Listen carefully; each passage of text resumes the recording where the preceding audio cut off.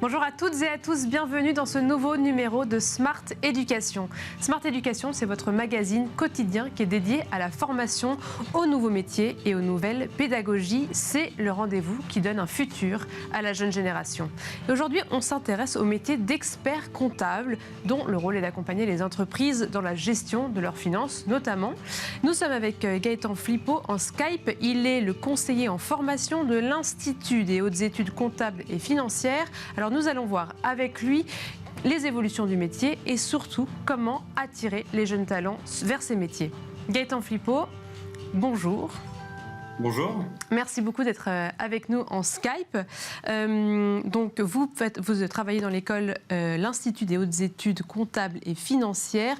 Cette école, c'est spécifique au métier d'expert comptable ou il y a d'autres quand même formations ? Alors, c'est vrai qu'on est vraiment une école spécialisée en comptabilité-gestion, Oui. qui a été créée à Rennes il y a maintenant 30 ans. On a ouvert d'autres campus maintenant au niveau national, mais on garde cette spécialité comptabilité-gestion. Donc, c'est vrai qu'on a quand même deux parcours différents sur la comptabilité-gestion. Vraiment un parcours orienté expertise comptable avec le DCG, DSCG. Et on a aussi une formation plus orientée direction financière.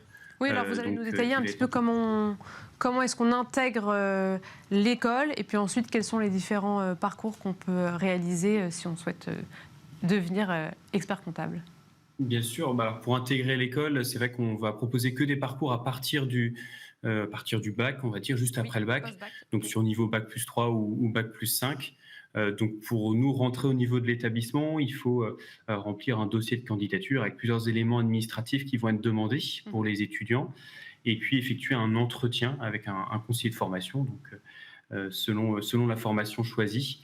Donc voilà, un dossier de candidature avec pas mal d'éléments, un entretien et puis un test, alors soit de compétences, voire de personnalité. C'est vrai que le côté soft skills, personnalité est important aussi. Okay. Ces trois éléments qui permettront ensuite de donner un retour au niveau des candidatures des étudiants. Et généralement, quand on postule, c'est des étudiants qui sont de quelle filière ? Est-ce qu'ils sont plutôt des matheux ? Est-ce que ce sont plutôt des littéraires ? Ou il y a un peu de tout ? Alors c'est vrai qu'on nous pose souvent la question, on fait beaucoup de salons au niveau national, des salons étudiants. On nous demande souvent les types de spécialités qu'il faut choisir. C'est vrai qu'on va quand même retrouver de façon générale beaucoup les options mathématiques, voire sciences économiques et sociales. Oui. Mais voilà, ça peut être vraiment ouvert à tous, ça c'est vraiment important, hein. Il n'y a pas de compétences précises qui vont être attendues. Là, je pense plus sur la partie plus post-bac. Donc, ça peut être ouvert à tous. Quelqu'un qui va plus avoir un profil littéraire pourra s'y plaire également. Tout dépend du projet aussi de l'étudiant, mais voilà, il n'y a pas d'exigence particulière juste après le bac. Parce que dans l'examen, le petit examen qu'ils vont passer, ce sera quoi les questions fondamentales ? Alors, c'est vrai que pour juste après le bac, on va avoir un test de ce qu'on appelle de français, de culture générale. Parce que c'est vrai que c'est un petit peu une vision, l'expertise comptable, où il faut avoir une vision un peu globale aussi sur le fonctionnement d'une entreprise. Donc, il faut avoir une certaine culture générale et une partie plus logique. C'est vrai que ça va se rapprocher sur la dimension mathématique. Donc, ce qu'on appelle un test de logique. Donc, ça, c'est juste après le bac. Donc, pour nos niveaux parcours bac plus 3. Et par contre, juste après, on a également des parcours bac plus 5, dont je m'occupe là sur le site de Rennes, où là, on va demander en revanche un test de personnalité. Parce que c'est vrai que on n'attend pas seulement des compétences sur le métier au quotidien, on entend aussi une personnalité, une curiosité chez l'étudiant. Donc, c'est ça aussi qu'on va regarder. Mais ça, c'est pour nos parcours juste après le bac plus 3. D'accord, parce que du coup, juste post-bac, on va avoir le choix entre deux formations différentes et puis ensuite master, plusieurs formations. Comment ça se passe ? Ouais, exactement. Alors, c'est vrai que ça va dépendre de notre site géographique. Là, je vais prendre l'exemple de Rennes où je suis rattaché. Juste après le bac, on va avoir deux types de formations différentes. On a le DCG, qui est du coup diplôme de comptabilité et gestion, qui est là une formation sur 3 ans, où il faut en gros valider 13 matières.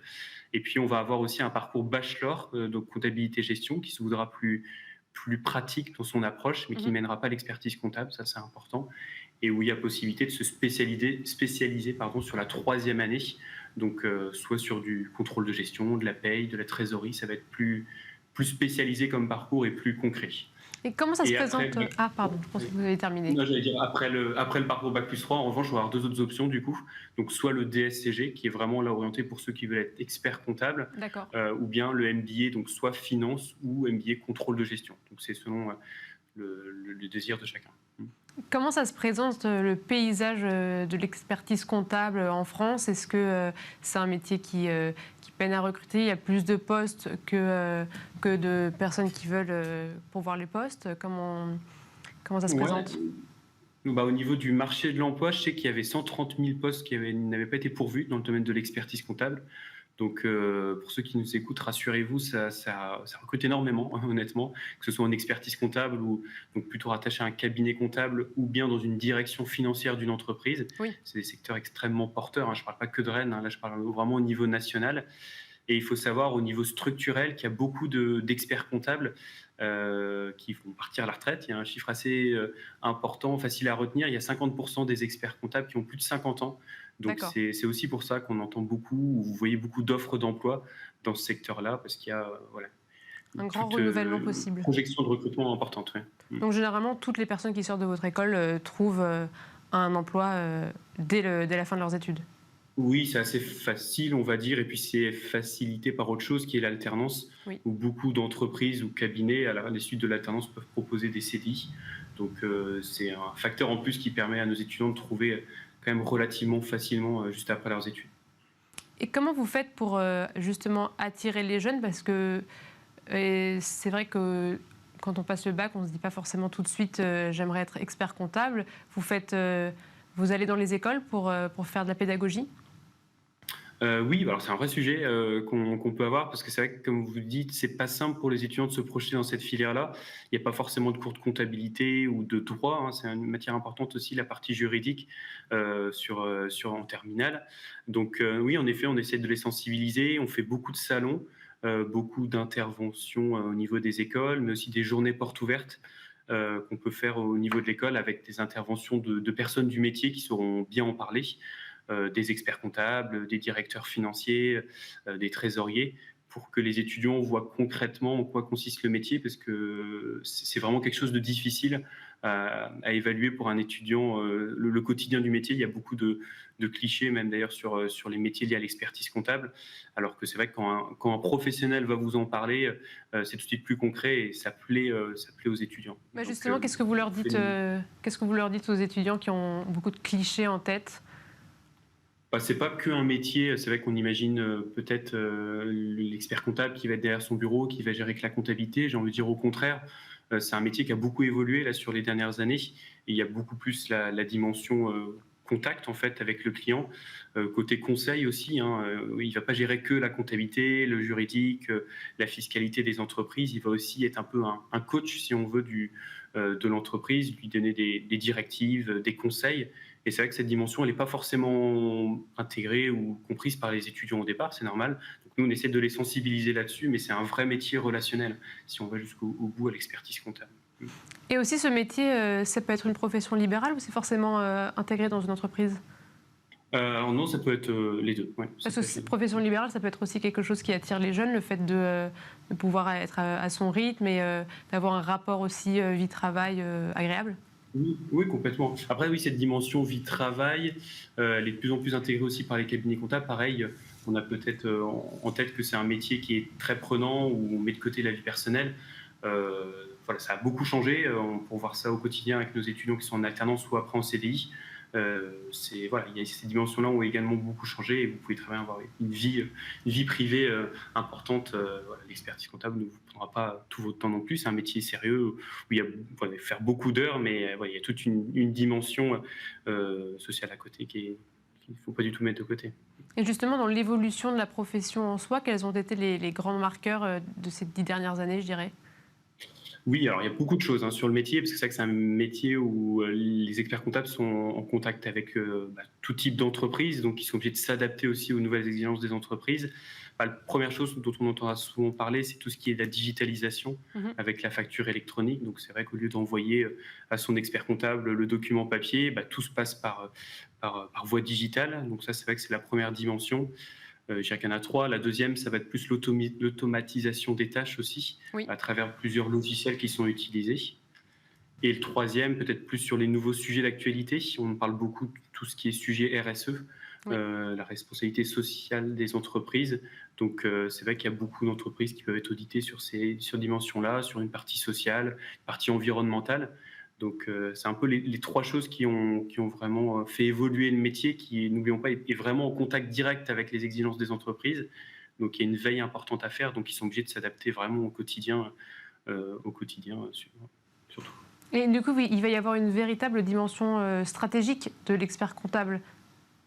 Complètement, oui. Dans ce Il que n'y a vous dites. pas qu'une dimension légale ou juridique. C'est vrai que ça va être une partie qui reste importante au quotidien pour l'expert comptable, mais il y a vraiment toute cette dimension aussi conseil, stratégique, comme vous dites, qui est vraiment prédominante aussi dans le métier, qu'il ne faut vraiment pas négliger. Au contraire, alors c'était l'ordre des experts comptables, qui référencie la profession, qui fait souvent des interventions aussi, qui sensibilise les étudiants là-dessus, qui dit que la part du chiffre d'affaires des cabinets comptables sur la dimension conseil, c'est une part de plus en plus importante pour les cabinets comptables. Ça, c'est très important. Et aujourd'hui, vous avez du mal à recruter des élèves dans votre école ou pas? Honnêtement, alors là, c'est vrai que je vais pouvoir parler que de la dimension de Rennes, comme je suis sur le site de Rennes depuis 3 ans.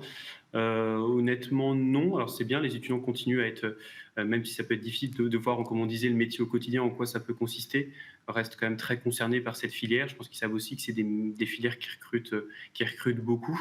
Donc, non, pas de difficultés particulières actuellement. Beaucoup de salons qui sont effectués, d'interventions en école. Et c'est une filière aussi où beaucoup d'étudiants continuent jusqu'au niveau Bac+5. Parce que c'est vrai que sur le marché du travail, on voit dans ces filières le Bac+2, voire le Bac+3, souvent va être plus limité sur les perspectives professionnelles. Donc beaucoup d'étudiants en plus continuent jusqu'au niveau Bac+5. Nous, c'est une part de plus en plus importante d'étudiants qui font des poursuites d'études sur des niveaux supérieurs. Et en termes de parité, comment est-ce que ça, quel paysage vous voyez? Est-ce que vous avez des étudiants autant d'hommes que de femmes? Alors dans nos classes, je dirais peut-être un tout petit peu plus d'hommes quand même sur les filières expertise comptable ou finance, mais honnêtement, c'est peut-être 55, 45 pour les hommes. Après, on a des filières, par contre, on a ouvert un bachelor gestionnaire de paye, par exemple, Oui. pour des étudiants qui veulent se spécialiser sur ce domaine-là, sur de la paye, qui est très demandé. Alors là, s'il y a bien un poste pénurique en France, c'est celui-ci, donc sur un niveau Bac+3, où là, par contre, on n'a que 90% de public femmes. Et après, dans le métier au quotidien, au-delà du côté étudiant, c'est de plus en plus, je pense qu'il y a quand même une part importante d'hommes, mais la part est de plus en plus faible au niveau sur le marché du travail. Ça, c'est quelque chose qu'on voit constamment actuellement. Eh bien, merci beaucoup Gaëtan Flippo. Je rappelle que vous êtes conseiller en formation de l'école IHECF, donc c'est l'école des hautes études comptables et financières. Merci beaucoup d'avoir été avec nous en Skype et quant à nous, on se retrouve bientôt pour un nouveau numéro de Smart Éducation.